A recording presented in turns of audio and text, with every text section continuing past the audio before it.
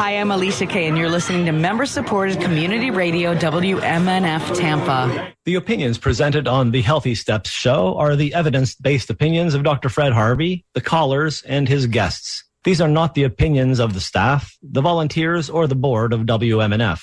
The information provided on the show is not intended to diagnose or treat any disease. There is no implied patient-physician relationship in these calls. The nature of the calls is educational and informational only. Good morning, my beloved listeners.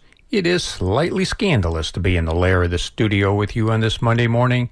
Your awesomeness is revealed by keeping your dial tuned to WMNF Tampa, the only little celebrated radio station that every gold miner in Angels Camp in Cavaleros County, California would ever stream. And you can stream us as well, regardless of wherever you are in the world, by going to WMNF.org. It matters not whether you are here or there in the universe. Today is Ask Me Anything Monday on the Healthy Steps radio show with Dr. Fred Harvey. If you have any medical questions or concerns, please give us a call at 813-239-9663. Sage would love to get you in the queue, so jot this number down, 813-239-9663. You can also send an email to dj@wmnf.org or text us at 813-433-0885. And a spectacular good Monday morning to you, Dr. Harvey. And any time that we have Ask Me Anything Monday, I am happier than an ant in a sugar factory. So I'll stop my kibitzing and let you start the show. What have you got for us today, Dr. Fred? Good morning, Bill, and all you healthy steppers. And to you there, Doctor. Always good to be in, I guess, communication with you, teaming up. Love to do it. And there's always a lot to communicate about. In fact, in healthcare, it just keeps grinding out more good stuff. And I think this first bit of the morning has got to be dedicated to the update, because it just doesn't stop. It's so funny to see that these people are doing these very weird things and saying such weird things that are so based in fantasy and delusion. But, well, we're coming into tick season here. It's spring, and I know people are going to be walking out in the woods and in the tall grass, and that's where you run into ticks. There's always something to blame in a world where you don't accept scientific reality. And so we know that over the past decades, there has been an increase in the amount of ticks being found. There's an increase in the amount of tick bites. And there is a really significant increase in the amount of people actually getting, infections. And the CDC did publish an alert that tick season is off to a very early start across most of the U.S. It was published last month, and they're the highest. Tick bites are the highest they've been since they started tracking tick-borne bites and illness in 2017. The real reason, the scientific reason that there is a problem here is that climate change is making it easier for the ticks to survive winter. The 3-degree increase in temperature since 1985 has resulted in a 16-fold increase in people getting Lyme disease. It's really pretty amazing. Also, there's a syndrome that happens when people get bit by these ticks, there's an interesting immunologic crossover event that occurs, creating something called alpha-gal syndrome. People that have been bitten by especially the Lone Star tick can actually develop an allergy to beef because of a similarity between a protein that triggers the response in these individuals and a protein in beef. So it's a real issue that there's more of it. But unfortunately, there's a lot of people on the right side of the aisle that are confused because they don't believe in climate change. So they have to come up with all kinds of other ridiculous theories. Like someone posted that Bill Gates is genetically engineering ticks, and someone said that they're finding boxes on farms in the Midwest that have ticks in them. Well, I don't understand why you leave boxes of ticks. Why not just dump the box out and run? It's kind of weird, but apparently there's no real evidence that there are any boxes, none reported by any public health or wildlife or any kind of agencies. But there's a theory about this thing going back to 2023. And Maha moms are sharing this theory, 10 million posts. And so there's also another theory about British research program genetically modifying cattle ticks. In any event, the Lone Star tick has been around for ages, and it's always done these things. There's no real evidence of any kind of nefarious human plot. But ticks are getting worse. They're going into new terrain. They're showing up earlier. But the winter was more mild, so it helped insulate the ticks, and more lived. The whole concept of this, I know there was a question of these things happening around the time that chronic fatigue syndrome became prevalent in the late 90s. But genetics show that these ticks have been around here for 60,000 years. It's not something new that was introduced by the American military. And so, they're going to be supposedly looking into whether this was a bioweapons program. But the bottom line is we have climate change. There's more ticks. And so you need to be careful. So my suggestion is, knowing that there are more ticks and there are more bites and they're here earlier, do what you need to do to avoid tick bites. And the first thing to do is dress correctly, dress for success. So here in Florida, it gets pretty warm. Most of the country, it does in the summer, but those UV long sleeve shirts, lightweight hiking pants, tucked into your socks or boots, and then make sure all the gaps are sealed, and you're pretty good there. And if you don't want to put the insect repellent chemicals on your skin, put it on your clothing. Some you can treat with 0.5% permethrin. It kills and repels ticks on contact. DEET might be useful if there's a lot of mosquitoes around too. But you don't want to go walking in the long grass. Jurassic Park. Don't walk in the long grass. It's really they're waiting for you there. Ticks perch on the ends of grass, and so they're waiting there with their arms open to grab onto your hair, your clothing. And so you want to stay in the middle of your hiking trail. You don't want to be wandering through the the wild area as much, and make sure you look at yourself. So, but if you're living in a wooded area, make sure your lawn's a bit more cleared and you don't have lots of dense leaf piles and things all around to limit the tick habitats. But when you're done with your hike, check your whole body, check all your clothes, get the things off your clothes, and then when you take your clothes off, check your body because they may have got under. Shower immediately. It washes off the unattached ticks. It takes them a little while to bite in and hold on.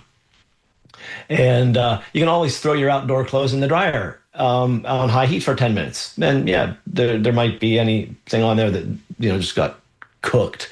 So I think you'd be pretty safe there. But we have a tick problem, and it's not caused by Bill Gates. So what we need to do is pay attention to what's really going on around us. It's easier that way, and if you're not going out, you don't have to worry so much about ticks, but it's a perfect time of year to get out before the peak sun hits this summer. And if you want to talk about issues like this or other issues, I'm Dr. Fred Harvey, and this is the Healthy Steps Show. You can call me. Absolutely. And you are invited to call into the Healthy Steps radio show and participate with Dr. Fred Harvey here on WMNF Tampa. But right now, the phone bank is as dark as my past. And that's interesting, but that's not the way we'd like to do the show. We would like to have you come on in and participate by calling 813-239-9663. I've got Phoenix here to answer the phones for you, and that number is really simple. It's 813-239-9663, or you can continue to send your emails to dj@wmnf.org. Back to you there, Doctor. All right. So another little topic that keeps recurring is the Mahad RFK attack on vaccines and vaccine data. And I think I talked earlier about a group of people from America that he'd brought in, and how most real scientists consider their work to be pseudoscience, and their statements about vaccines to be completely erroneous. And what's interesting is those people, when you look at their articles, when you read a scientific article, at the end of the article, there are references. And many of them will contain like 100+ references from other people that have done similar work or prior work that directs our knowledge towards what's coming. And then the scientific study is actually based on trying to prove the theory is wrong. That's why all science works. You're trying to prove it doesn't work. That is the point of doing a scientific experiment. You want to prove this is wrong. And when you get a right answer, then you have statistical evidence that it's more than likely not a random occurrence. And so the nature of these new vaccine supposed experts, a Danish couple who does what appears to be quasi-ethical research on children in African countries, research that would never get approved in first world white people countries. And so that aside, their papers are reviewed by many experts, and they consider them to be ridiculously faulty, using actually the opposite kind of approach, where they actually will try to prove the theory with their work and set the study up to try and get the outcome they want, which is quasi-ethical. And they found that these people were actually hiding the data that refuted their own claims. But these are the ones whose ideas are being incorporated into the Kennedy Health and Human Services vaccine ideas. It's kind of problematic that we're using unorthodox and shoddy research structure to support the preconceived views rather than trying to do real science. And I have a real problem with our government looking for people who are doing pretend science to support theories that are faulty. And I'd love to talk more about that, but I do believe we have some callers talking about some other things here. Yes, indeed we do. I've got Liz and Hanny on the line, but I'd like to get the word out one more time that you are listening to the Healthy Steps radio show with Dr. Fred Harvey here on WMNF Tampa. and you are encouraged to participate. Just give us a call at 813-239-9663. As I say, I've got Phoenix answering the phones today, doing a superb job. That number, once again, is 813-239-9663. It looks like we got somebody taking advantage of that information. So let's go to Liz in Tampa. Good morning, Liz. Good morning. Thank you so much. Your team is all superb. I really appreciate your time and Dr. Harvey being here for us. Thank you so much. You're so welcome. Just listening to you talking about the vaccines, going back to that, I just really wish we could get accurate data and have things get back on track and focus in our country. It's just really sad that we're not getting proper care, and I am grateful to have you to point that out to us. Thank you so much, Dr. Harvey. I'm glad to. Yes. So with the ticks, we've experienced that this year a couple times, and not only the ticks, but we have the mosquitoes and all sorts of other things, the no-see-ums and things that are just really ramped up this year. How do we contact our local government to do something about these issues? What do we do? To do something about local... And the mosquitoes and all the issues we're having. Well, I think the first thing we can begin to do is stop the drill, baby, drill mentality. Yes. And I think part of what's actually happening in our administration may be unintentional, but it may be intentional. I'm not sure because, there's nothing truthful coming out of it. So you have no idea what their real plans are other than to fleece the nation. But when you go to war with oil countries and the price of oil goes up, we consume less oil. So this may be a roundabout weird plan to actually address climate change. That actually makes sense. That makes sense. Yeah, we're going to make oil cost so much that nobody can burn it anymore. Well, that would save the environment quite a lot. Yes, and wouldn't that actually be a surprise effect of this insanity? That would be actually a great effect. I really like that route. Unintended consequences are often what we have to deal with in many things in our world. When you take a drug, like an antibiotic and devastate your microbiome, there are unintended consequences as you're treating that pneumonia. Mm-hmm.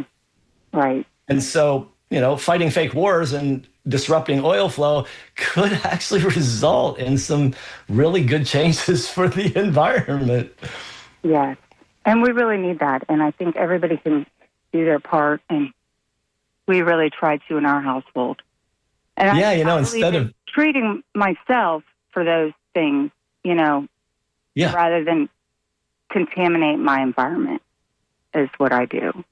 And I believe in possums. Possums eat ticks, and that's the nature back to it, getting rid of drill, baby, drill, and getting back to nature. That really will help us a lot. We need to respect nature, and we need to do things to rein in, while MAHA is saying we're going to get, dyes out of food, the administration is promoting increased production and use of glyphosate, which kills the environment. And so it's probably glyphosate that actually killed the Florida orange because, we know that the soil microbiome is, when it's healthy, protects against greening. And they've used glyphosate in Florida orange groves to kill the weeds all around the base of them for years, as if it's not going to do anything to the orange trees. They weakened the orange trees so greening can get in. This is not just theory. There's a lot of actual work right now about this. The industry killed itself because it promotes the use of crazy poison chemicals. That's what's going to happen in the Midwest, too. We're already seeing vast dust storms in the Dakotas. It's likely we're going to have a dust bowl in the Midwest and no food coming from there because we've already destroyed the soil microbiome and removed half the topsoil in the last 100 years. Yes. Yes. And I believe in building my soil and growing my own food. Try to get as independent from that as possible. We grew 6 inches of topsoil on my property in the last 8 years by doing chop and drop. Same here. Excellent. Chop and Keep it drop. up. And the hurricane blew a lot of limbs down to help chop and drop. So. Yes, and you can bury them and do hugel culture. Buried wood, buried logs, buried dead trees actually really holds moisture in your yard. Interesting. I didn't know that. I did that accidentally. Yeah, that's great. That is great. Thank you so much, Dr. Harvey and team. I really appreciate your time today. And thank you for your call, Liz. Thanks. Bye-bye. Thank you very much there, Liz. And let's go to, I've got Henny from Gulfport on the line. Good morning, Henny. Good morning, Dr. Harvey. Good morning. I just wanted to say something about ticks and Bill Gates. Poor Bill Yes. Gates he gets all the credit for all kinds of conspiracy theories that are not true. He gets Right. everything. If you look on Snopes, I had a friend who was going to order a new, how do you pronounce that, nootropic Yes. pill that was supposedly engineered according to the Sardinian people in the blue zone. It was called honey brain or something. They have lithium in Isn't their marketing water, amazing? in their honey, and everybody, and they actually were using Bill Gates to promote the product. And of course, he did not do that. They had a picture of him on there and everything. And if you go to Snopes and look up Bill Gates, there are probably 30 different conspiracy theories of all kinds blamed on poor Bill Gates. Of course. They do the same thing for George Soros. They're both hated by the Nazis, the right wing, and everybody fascist. So if you see anything recommended by Bill Gates, I recommend that you check it out and don't fall for it. That's the main thing. The other thing I agree, because he doesn't market for any kind of product like that. So if you see it, you know it's a lie. Absolutely, of course. What they were basing it on was the fact that he has contributed to Alzheimer's research and memory. There you go. Stuff and like that. And so they were taking little bits of things he'd said out and putting it on the website. Say, Bill Gates says this, and then trying to tie it to their product. So my friend was happy I called his attention to it. He did not order the product. Good work, Annie. Yeah, the other thing I just wanted to say quickly was last week, I think it was last week or the week before, you were talking about sleep and how people want to sleep 7 to 8 hours. I read a very interesting book about some years ago, came out about 10 years ago, called At Close of Day. And it's all about a history of the night by a professor at one of the major colleges.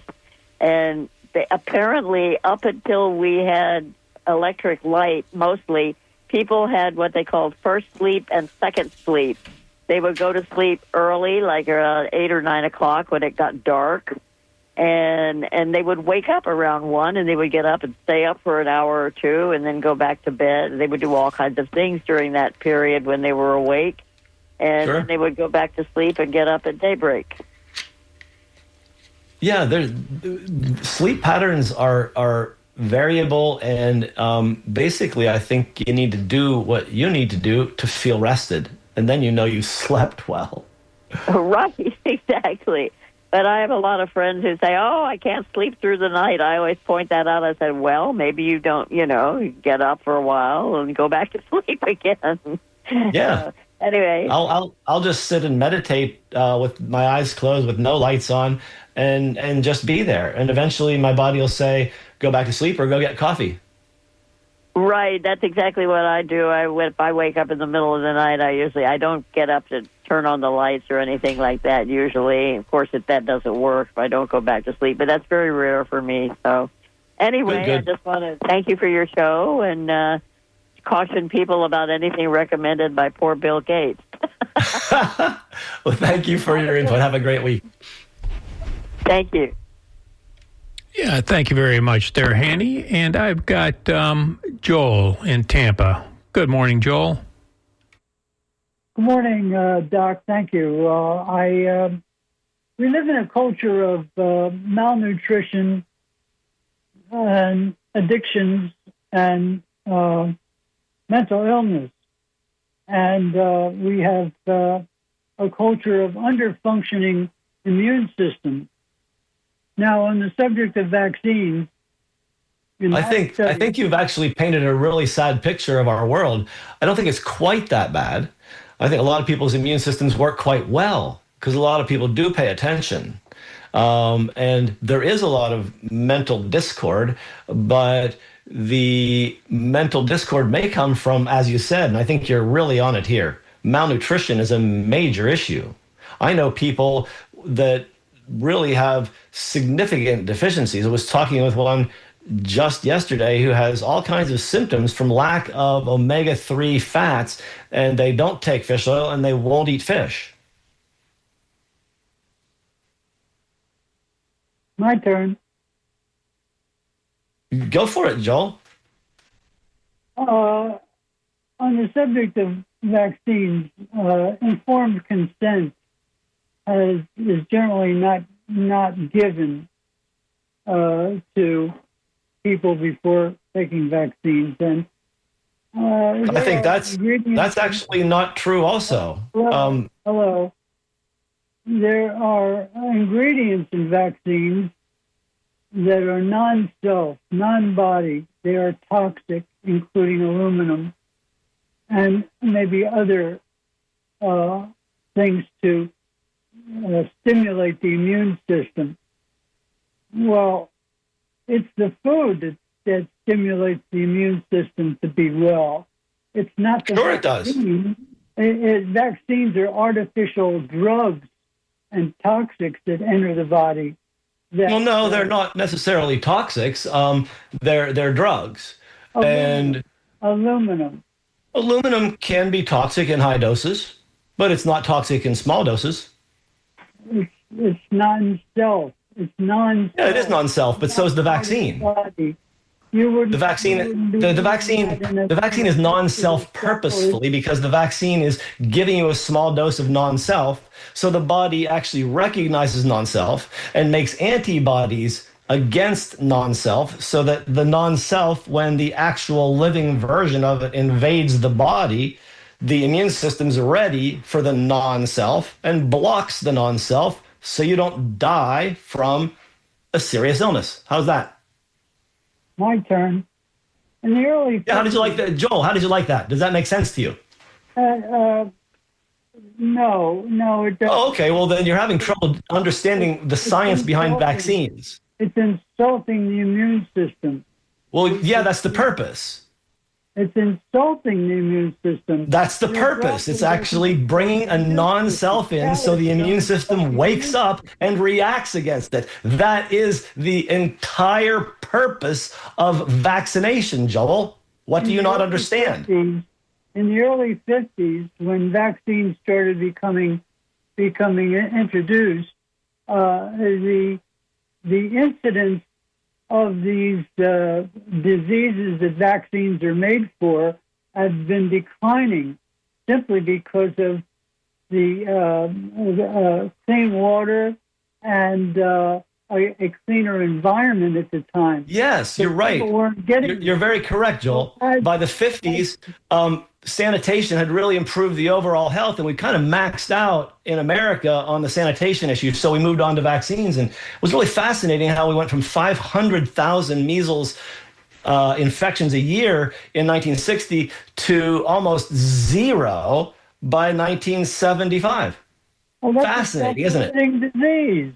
It's self-limiting if you just stay in bed and drink water. And oh my, you're so funny. I think we're done with this conversation because you don't understand science, Joel. Thank you very much there, Joel. And let's go. I've got Eleanor who's been waiting patiently on the line here. What have you got for us today, Eleanor? Good morning. Dr. Hi, Eleanor. Harvey. I'd like to ask you about sciatic pain. Like, how could you treat that? Well, sciatica is a term used to describe pain going down the sciatic nerve. The sciatic nerve is a nerve that comes from the lumbar spine, and it comes around L4, I believe, and it actually goes down through your butt cheek and out the side of the leg and wraps around to your great toe behind. And it will cause, shooting pain going down the leg. That's sciatica. Is that what you're experiencing? Well, it's not me. It's my husband. But, of course, he don't want to go to the doctor. So I just want to know, like, what can he do to help with the pain? Well, first he needs to go to a diagnostician to find out if it is actually sciatica, because when you tell me it's sciatica as a proxy for somebody else, we don't know that's what it is. It's pain. He has leg pain, it sounds like. Is that right? Yes, exactly. Yes. Okay, so that could be coming from the hip, the back, muscles, tendons, nerves, discs, and thus he deserves a clinician to evaluate and figure out what it is. And then the appropriate therapy would be recommended. Oh, okay. Okay, because he diagnosed himself. Yeah, I mean, what if it's arthritis and it's not sciatica? What if it's a tumor in the hip and it's not a disc problem?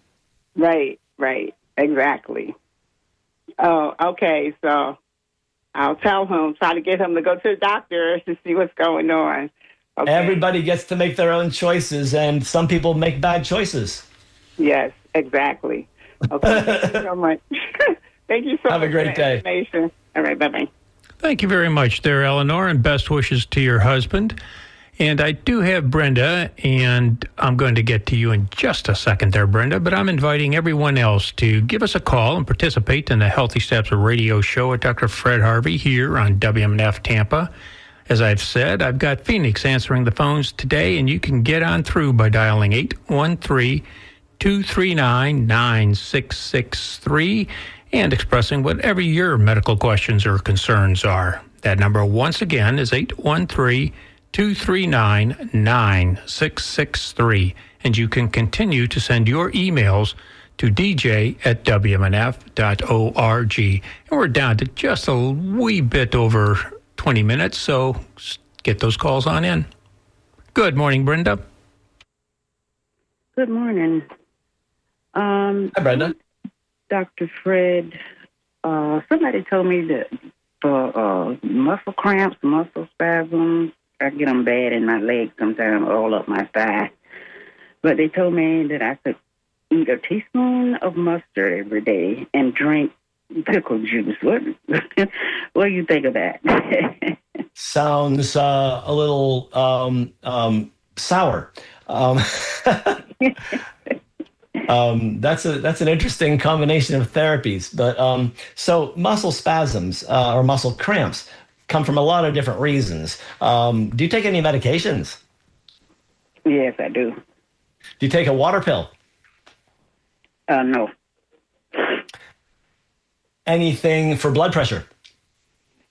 Yes.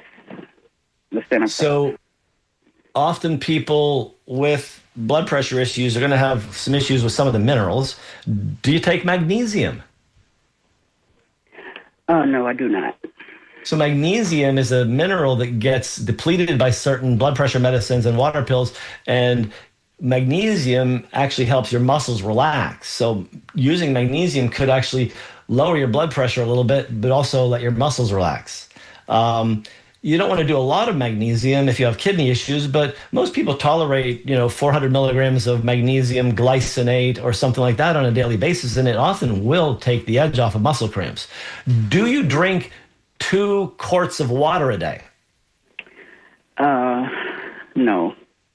And there's another one. Hydration is really big in helping your muscles relax. So if you're not getting 2 liters of water a day, you need to work your way up to that. Those 2 things could be very useful. Uh-huh. So do you think I could pick up pickle juice from a health store? I don't see any. Why would you be drinking pickle juice? Well, that was recommended for me to, Which doctor recommended that? No, this was just a friend. Yeah, that's what I thought. So I would just gave you 2 recommendations that don't include pickle juice. Okay. Okay? All righty. Good luck with those. Thank you. You're welcome. And I do have one caller that just crept right on in. I've got Matt from Tampa. Good morning to you there, Matt. Good morning, everybody. Appreciate you taking the Hi, call. Matt. So I have had one root canal in my life. It was about 15 years ago. And I started to notice the crown around the root canal and everything in that whole neck of the woods was, I guess we'll call it irritated. I did some research on my own, and I didn't really like the fact that there was a dead tooth in my mouth for essentially the rest of my life. So I had it removed. And there's just, I had a bridge put over everything, and there was for a little while just a gap there. And when the dentist, and I had to search to find a doctor or a dentist that would actually pull an existing root canal, because that's the status quo for, for if you have a nerve problem with your roots, or if a cavity goes deep enough, they just do a root canal. And then they go back in and they repeat the root canal and leave the same infectious junk in there. It's right. That's exactly. I can see it.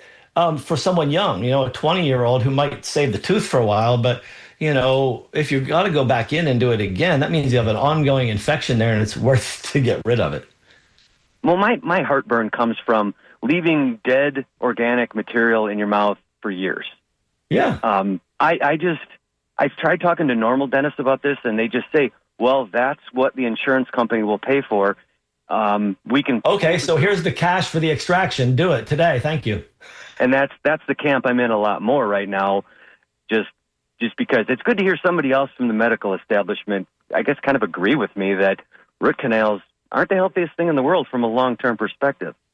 Well, functional dentistry is considered quackery like functional medicine. People who treat illness don't want to hear about actually improving wellness. It doesn't fit the paradigm at all. It's hard to grasp. They think it's weird because, oh my God, you're not treating that illness? Well, that's malpractice. Well, no, it's actually the patient doesn't want that noxious intervention. They want to actually heal the body. Let's try that. But there's a lot of evidence in biologic dentistry for ongoing problems with inflammation in those root canals. I've seen women who actually, there's a Chinese meridian map of the teeth. And I think it's the upper eye tooth that is involved in the breast meridian. And I've seen women with diseased eye teeth with terrible breast cancer. So there is a correlation energetically with having these things in the body. And you can actually get some dentists, usually biologic, to do CT of the jaw to look for cavitation, which is the ongoing abscess. Yeah, that's exactly the rabbit hole I went down a few years ago. And that's exactly why I had the root canal extracted and just let it heal over. Cool. Good choice. Yes. So, looks like we've gone quiet. Yeah, it's a little bit dark here. Phoenix has been trying the best he can, but no, it's up to you, Doc. What have you got in emails? Well, Karen asks us, what treatments would I suggest for neuropathy? Well, it would be great to find out why the neuropathy is there, because treating the underlying cause of the neuropathy is really important. So if you got uncontrolled diabetes, exposure to mold, exposure to arsenic, exposure to lead, exposure to mercury, other petrochemicals, you need to look at what's going on in the body. First things first, get rid of the toxins that might be doing it. Are there medications on board that are contributing to it? And so there's a layer of work that has to be done before we start treatment, but there are some things that actually help nerves recover. Peripheral neuropathy, the ones where your toes are burning, that kind of thing. Alpha lipoic acid is an antioxidant that gets into fat, and nerves are insulated with fat. So alpha lipoic acid in doses of 600 to 1,800 milligrams a day. So 600 milligram time-release capsule 2 or 3 times a day. That is clinically researched and proven to reverse neuropathy.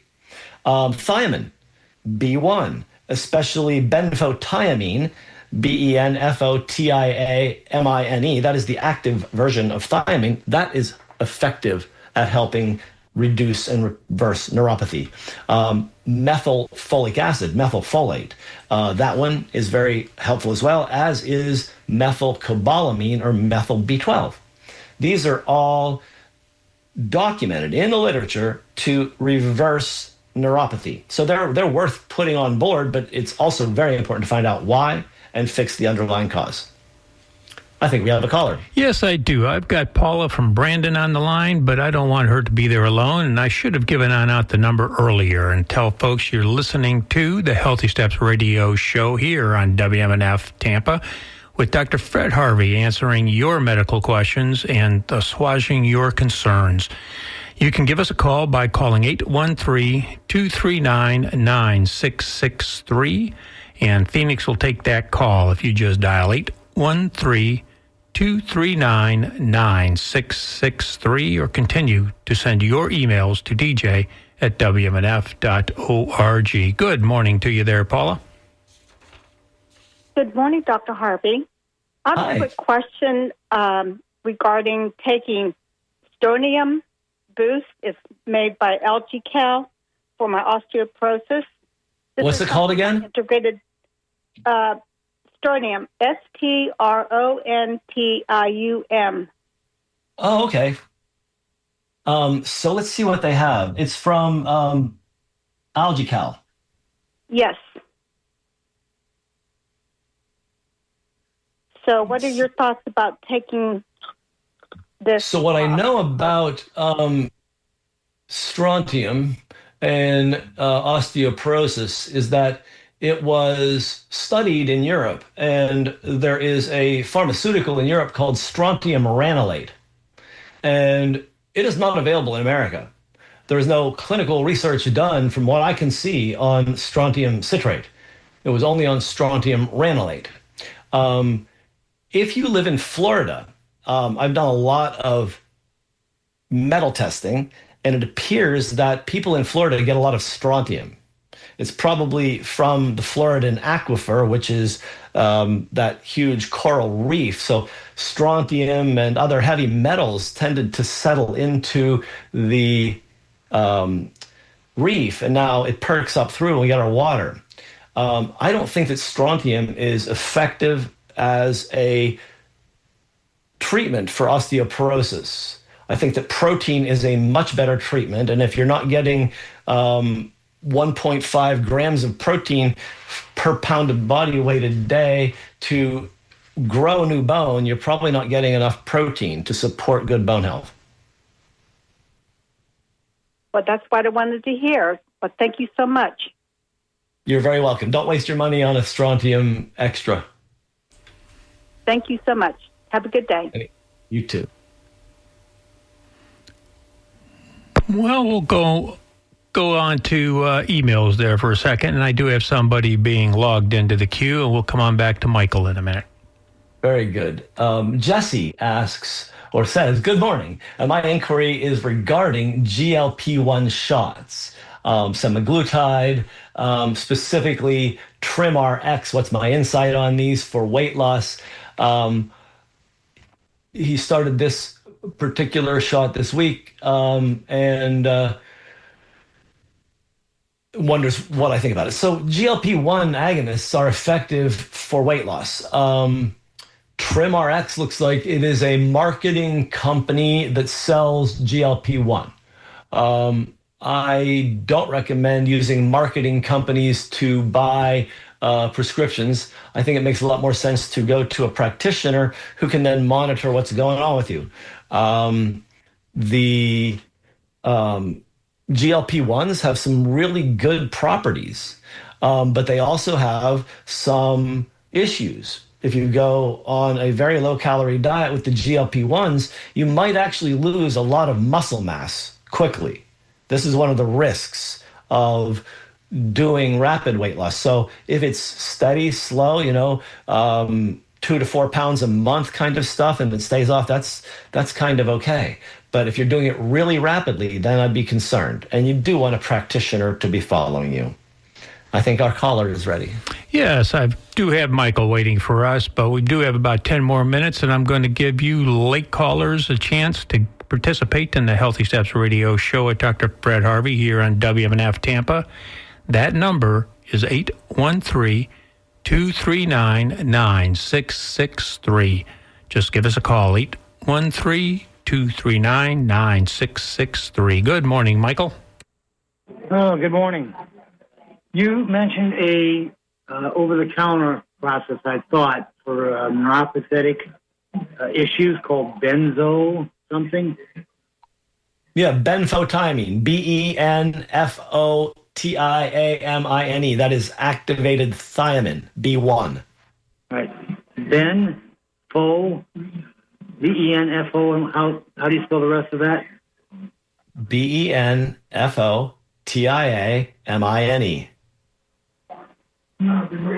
And that is over the counter, correct?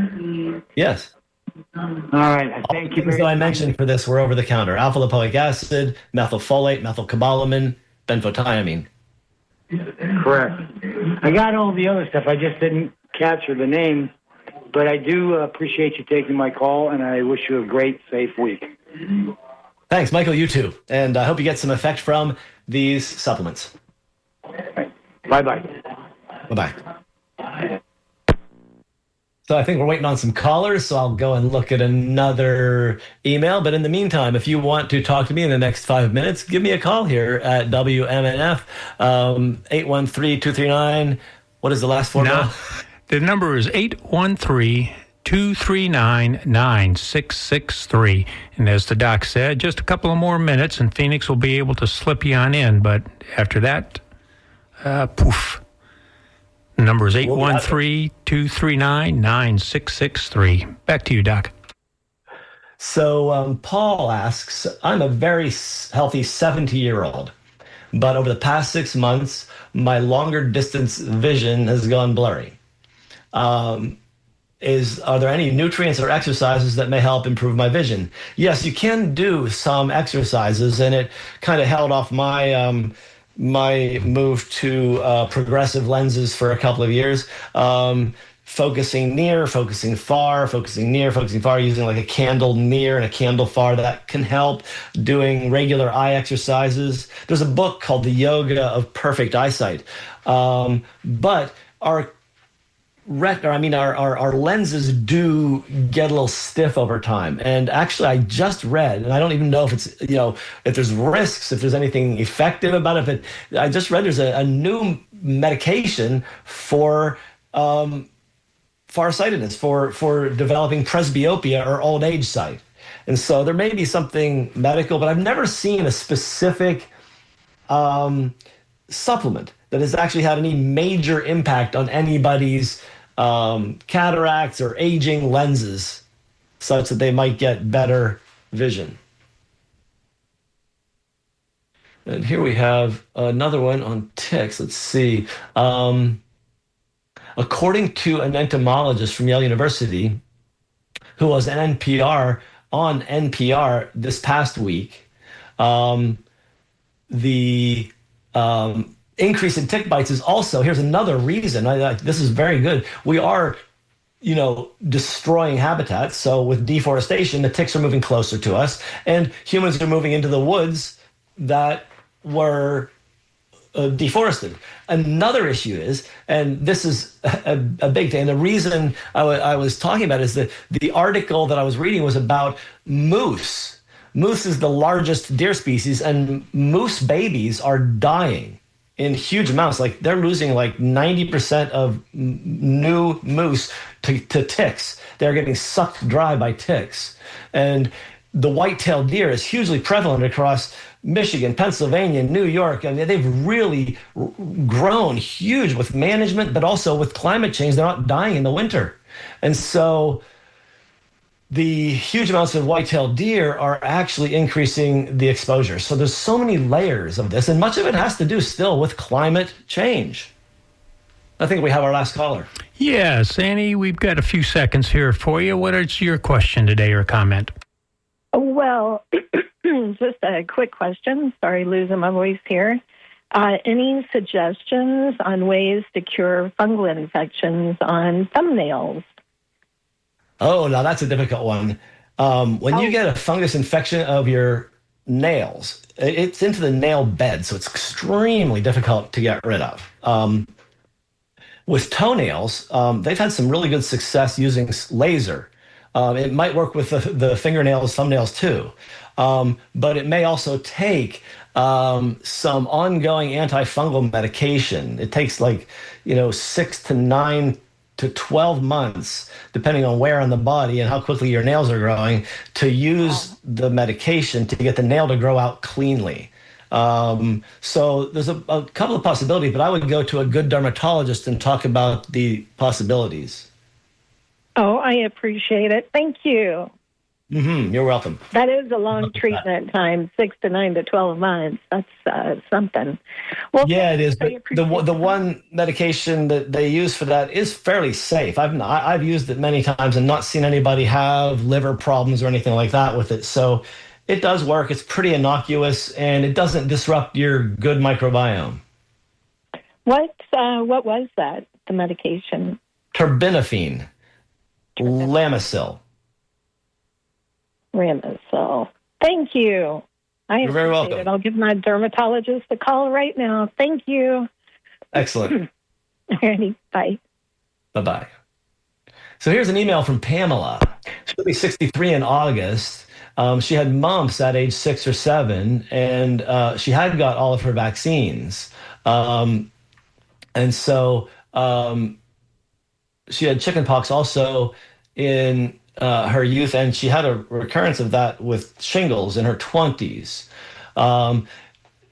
She's asking, do I think that any of us in our early mid-60s, is it worth it to see if we need an MMR vaccine? Actually, I don't really think so. I think the more important one right now is to just get the shingles shot, because you've had chickenpox and you've had a recurrence of shingles. The next one could be really devastating. My dad lived for 4 years with post-herpetic neuralgia, and it was terrible. He couldn't touch the right side of his scalp. And so, yeah, I think it's worth it to prevent that. That's one of the vaccines I really think is worth it for someone who is in their 60s, because that next episode of shingles, if it does occur, can be really devastating. And we know that an episode of shingles is what's considered a systemic inflammatory event. Systemic inflammatory events are critical in senior citizens. They're critical for everyone, but we know that somebody over 60 who has 2 systemic inflammatory events, so you get a shingles and another time you get a COVID, your risk of developing dementia is increased by 50%. So consider getting that shingles shot. Here's a question from Angie. Can you address bone loss in the elderly, the drugs versus painful side effects of the current meds? What builds bone in the aged? So in reality, getting protein, I just mentioned, is really important. You need to get, I'd say, at least a gram per pound of body weight a day. So if you weigh 70 pounds, you need 70 grams of protein. If you weigh 110 pounds, you need 110 grams of protein. That'll maintain your bones. That'll help you grow more bones. You need the protein, but you also need vitamin C because it helps you make collagen. You need silica, and you can get that in a variety of different supplements. Regenamax is one. It's called, or BioSil. And you need exercise. You've got to move your bones.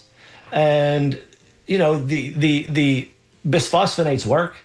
These medications do work, but the best thing to do is get the foundational nutrition and foundational movement that supports you.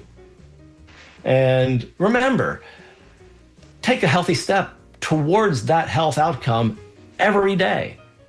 One more step towards thrival is the answer to all your diseases.